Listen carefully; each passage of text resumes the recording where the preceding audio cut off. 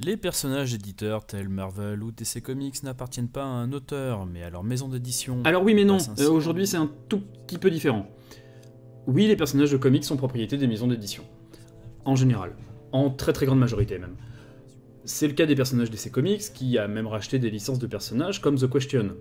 Et Marvel, entre autres. Mais en 92, Todd McFarlane, Jim Lee, Eric Larsen, Rob Liefeld, Mark Silvestri, Wal Sportaccio et Jim Valentino décident de partir de chez Marvel avec lesquels ils sont en désaccord sur les domaines artistiques et financiers. Et plutôt que de se retrouver dans le rôle de la balle de ping-pong entre DC et Marvel, ils décident de fonder une maison d'édition à eux 6. Portaccio ayant décidé de se retirer au dernier moment. Image Comics. Chacun des membres fondateurs aura sa propre nouvelle licence. Et certains noms vous parleront très certainement. Youngblood, Wildcats, Savage Dragon, Shadowhawk, Cyberforce, Gen 13, et la série qui va indirectement nous intéresser dans un premier temps, Spawn. On peut aussi citer Witchblade dans les séries qui seront éditées par la suite. Image Comics se démarque de ses concurrents par des dessins très agressifs, des héros violents et la volonté de s'adresser à un public plus âgé, y compris dans les thématiques traitées. Les premières publications caracolent en tête des ventes, même si elles ne sont pas toutes égales sur un plan purement qualitatif. Là où Image se démarque aussi, c'est justement sur les droits qui sont laissés aux créateurs. Ainsi, lorsque Spawn se fait adapter au cinéma, Image Comics n'est pas associé à la production et ne touche aucun pourcentage. Mais revenons-en au comic book Spawn.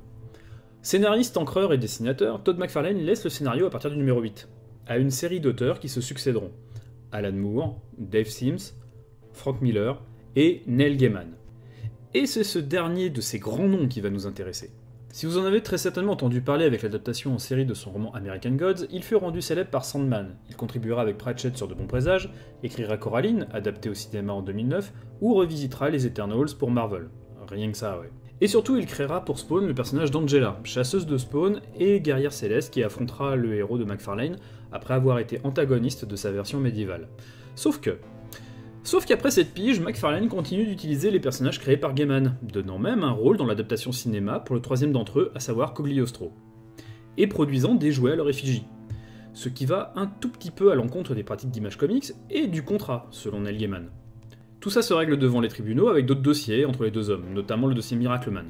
Et en 2012, 19 ans plus tard donc, Gaiman obtient à nouveau les droits de son personnage, qu'il vend moins d'un an plus tard à Marvel, empêchant ainsi toute réédition des histoires utilisant le personnage d'Angela chez Image Comics. Née de la fusion de 5 âmes et de la lumière divine au royaume céleste, Angela a pour mentor Catherine, qui la forme. Dieu la guidera en lui apprenant que les émotions ne sont pas sujettes au temps et que les femmes sont des grosses boîtes à émotions qui ont besoin de libérer le trop-plein de temps en temps. Elle se retrouve à chasser les Hellspawn et obtient sa première victoire notable sur Medieval Spawn, puis sur Pirate Spawn. Et je ne ferai pas la blague d'énumérer des spawns alambiqués qu'on pourrait croire sortis du village des Schtroumpfs. Ou des Stones. Ouais, des Stones, bien Stones. Elle se retrouve donc à chasser Spawn sans permis de chasse, oui les anges sont procéduriers, mais avec l'aval de Gabriel. Elle échoue, pour le bien du merchandising et de la pérennité de la série, et se retrouve jugée pour défaut de permis, Gabriel ayant falsifié les informations à son sujet.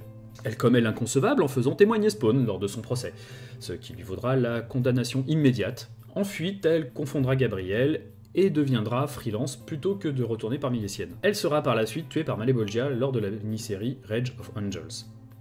Pendant ce temps, chez Marvel, Wolverine endommage la trame de l'espace-temps du multivers en jouant au Doctor Who, dont Gaiman écrira quelques scénarios, lors de l'arc narratif Age of Ultron. Endommagement qui aura pour conséquence de libérer le 10e royaume de la mythologie asgardienne, Heaven.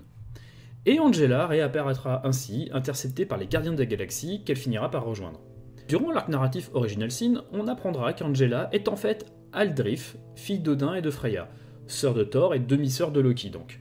Fille et sœur tuées quand elle était enfant par le 10e royaume, causant la rage d'Odin et conduisant au bannissement du fameux 10e royaume. A ce jour, Angela fait partie de Strike Force, une équipe regroupant Blade, Diamond Hellstrom, Spectrum, Spider-Woman, Wiccan et Winter Soldier. Et il faut noter que le personnage, pour des problèmes de droit et de continuité, n'est pas considéré comme étant exactement le même que celui utilisé par Image. Disons que c'est un avatar au caractère design identique. Notons que chez Marvel, Angela est la première héroïne à avoir fait officiellement ce coming out. Voilà, c'est tout pour moi pour ce petit épisode. On se retrouve très bientôt. J'ai envie de faire une vidéo notamment sur les sociétés secrètes chez Marvel. Donc on se planifie ça pour le coup.